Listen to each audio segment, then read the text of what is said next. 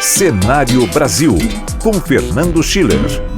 9h04, o Fernando Schiller conosco aqui no Jornal Gente da Rádio Bandeirantes, como todas as quintas-feiras nesse horário. Tudo bem com você, Schiller?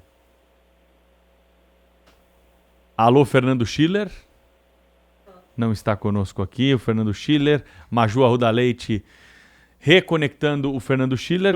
Pedro, enquanto isso, só lembrando aqui que o Ministério Público de São Paulo denunciou o ex-presidente Lula e também o Guilherme Boulos, né, líder do MTST, pela invasão do triplex do Guarujá, aquela invasão em abril de 2018. É claro que imediatamente alguém pode falar, mas espera aí, se eles estão sendo denunciados por uma invasão, é um reconhecimento de que o apartamento então não era do Lula. Isso. Porque na época o Lula chegou a dizer, já que o apartamento, já que eu fui condenado, então pelo menos me deem aí o apartamento e aí o pessoal do Boulos pode ocupar lá e tal. Mas segundo o Ministério Público, o artigo 346 do Código Penal prevê pena de 6 meses a 2 anos para quem destruir ou danificar coisa própria que está em poder de terceiro por decisão judicial. Não é? É aí que o Ministério Público derruba a ideia. Exato. Agora sim, o Fernando Schiller conosco ao vivo aqui no Jornal Gente da Rádio Bandeirantes. Fala, Schiller, tudo bem? Tudo bom, Pedro? Tudo bem, Cláudio? Olá, Schiller. Ô, Schiller, a grande notícia do dia, da manhã, é a história do Santini, né? O homem aí da Casa Civil que foi demitido 2 vezes, vamos falar assim para ficar mais fácil, pelo presidente Jair Bolsonaro. Como é que você está analisando essa questão aí e essa história, né? Lembrada aqui pelo Cláudio Humberto há pouco, né? Para quem ligou o rádio agora, de que há também a transferência do PPI para o Ministério da Economia. Saiu da Casa Civil, a Casa Civil ficou esvaziada, Schiller? Olha, Pedro, tem 2 questões aí, né? A primeira é essa confusão que entre nós é típica do governo estilo Bolsonaro. Às vezes eu não sei se é confusão ou estratégia, né? Pode olhar pelos 2 anos. Da primeira demissão do Santini. Santini era um ministro substituto, né, um vice-ministro, secretário executivo do Ministério. Foi a Davos, pegou um jatinho da FAB, foi a Davos, depois foi a Nova Delhi. Foi exatamente com a secretária do PPI, a Marta Cellier, que é uma funcionária de carreira, que é a executiva do PPI, porque o ministro Paulo Guedes estava lá em Davos, então era uma assessoria para apresentar os projetos do PPI, para investidores, ou potenciais investidores em Davos, fazia sentido, né? Alguém podia perguntar, mas por que o pessoal de assessoria não foi já junto, né, com o ministro Paulo Guedes, né, de carreira, porque não se planejou isso, né? Acho que essas são as questões também que envolveram essa decisão. E aí você tem a primeira questão, né? Qual é o disciplinamento do uso de aeronaves da Força Aérea Brasileira, dos jatinhos, por parte dos ministros? Olha, eu conheço Brasília há muito tempo. A coisa mais comum que tem em Brasília é o ministro requisitar o avião da FAB, ele tem direito de fazer isso, né? Direito aqui entre aspas, está legalizado isso, e vai para algum compromisso, em geral sozinho. Às vezes dá carona para alguém, às vezes vai com assessor, às vezes algum deputado dá carona, enfim, para então ocupar ali os espaços da aeronave. Mas eu já presenciei várias vezes, inclusive, por N situações, quer dizer, ministros chegando ou saindo para algum compromisso, algum estado brasileiro, de Brasília, sozinhos na venda da fábrica. Isso é comum no Brasil.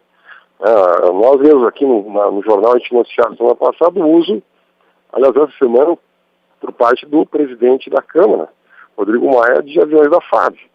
O presidente Supremo utiliza aviões da FAB, né? Então, quer dizer, a ideia de você demitir um vice-ministro porque fez uso desse, digamos, entre aspas, direito, dessa prerrogativa de usar o avião da FAB, já é um pouco estranho, né?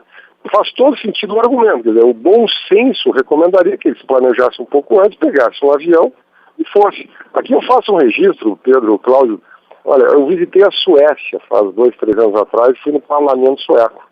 E perguntei lá para uma deputada sueca, quantos assessores tem aqui um deputado sueco? E ela disse, olha, no máximo 1. Aqui no Brasil tem 25 assessores. 25 assessores. Claro, porque a Suécia é um país pobre, nós somos um país rico, né? E eu perguntei como é que é o carro, vocês usam... Não, ninguém tem carro aqui. A discussão na Suécia era se o deputado tinha direito ou não ao vale transporte. Claro. Ao vale transporte. Isso é um país sério, quer dizer, eu quero dizer o seguinte, o Brasil tem essa liberalidade. Então, a mim parece que o melhor que o governo faria não é necessariamente demitir o vice-ministro, é regulamentar isso, dizer o seguinte, avião da FAB só vai ser usado em última instância. Lógico.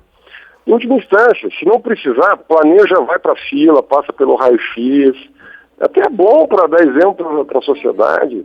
É porque o leque é muito grande hoje, né, Schiller? Eu estava vendo, existe, né, a regra para a utilização do avião da FAB, mas ela é muito elástica, né? Evidente, né? A lei diz o seguinte, ó, o avião da FAB pode ser utilizado para deslocamento do presidente da República, do vice, dos presidentes do Senado, da Câmara, do STF, comandantes das Forças Armadas, chefe do Estado-Maior do conjunto das Forças Armadas, ministros e autoridades com prerrogativa de ministro, né? E também... Imagina, só um parênteses aqui, imagina a época da ex-presidente Dilma, tinha 39, o congestionamento que dava ali na base aérea. Né? As condições para uso por essas autoridades, vamos lá, de acordo com a FAB. Motivo de segurança, emergência médica e viagens a serviço. Essa viagens a serviço é um leque muito amplo, né? Aí é aquele negócio, né? Você não pode ficar dependendo do bom senso do funcionário. Você tem que ter uma regra muito rígida, muito rígida. Isso que o Schiller falou agora é fundamental. É uma vergonha. Você devia ter um corpo de assessores técnicos ali preparados, concursados. Então, você teria ali 10 assessores atendendo os deputados, né? Atendendo todos eles, ou 20 assessores. Agora, cada um ter 25.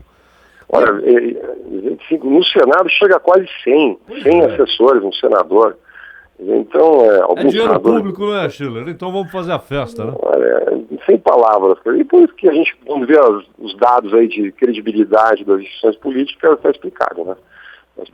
Então, agora tem um outro ponto, essa questão do Santini, que é o tema do PPI. Quer dizer, quando o presidente ele volta, primeiro demite, depois redemite, né? Readmite, depois demite de novo pelo Twitter, primeiro tem um estilo, né? Acorda de manhã, toma a decisão, possivelmente vê as repercussões negativas de redes sociais, etc., né? E toma a decisão. E aí ele retira o programa de parcerias e investimentos, que é um dos maiores, se não o maior programa do governo federal, né? É um sistema que foi criado no governo Temer, em 2016, e que é uma grande centralizadora, uma grande aceleradora de projetos de parceria com o setor privado dentro do núcleo do governo federal. Qual era a ideia na época do governo Temer? Aliás, uma excepcional ideia. Não é? Eu conversei com muitas pessoas sobre PPI, pessoas que comandam processos de parceria público-privada nos estados, no próprio governo federal. O PPI acelerou muito, ajudou muito. Por quê? Ele faz a conexão com o BNDES, né, que presta assessoria para a consolidação de projetos, né, para financiamento de projetos. Para você fazer uma PPI por cenário de eliminação é um longo processo. Né? Você tem que contratar estudos técnicos, você tem que viabilizar o processo, tem que depois fazer um roadshow lá no final. Você então, todo esse processo custa caro, os estados, em geral, não têm a condição técnica adequada. Então, o PPI, que tem a Secretaria Executiva, hoje é uma secretaria profissional, inclusive o Tarcísio Freitas foi, na época do governo Temer, o secretário executivo, e acabou sendo depois promovido, aí virou um excelente ministro de infraestrutura. Então, o PPI são 79 projetos esse ano, 22 aeroportos que vão ser concedidos à iniciativa privada, entre eles grandes aeroportos como de Curitiba, e aeroportos regionais, boa parte da malha viária federal em várias regiões do país. Então é um programa muito importante, que toca inclusive nos processos dos estados. Então muitas parcerias públicas nos estados. Então dá poder, poder de negociação com o BNDES, poder de negociação com os estados. Os estados estão quebrados, então eles precisam de parceria público-privada, precisam capturar investimento, precisam fazer concessões. Então, imagina assim, para um ministro como o Onyx Lorenzoni, que perdeu a gestão política, comandar a PPI, o PPI é importante, porque dá uma enorme agenda, eu diria que é uma das maiores agendas do governo. E aí surge a questão, né?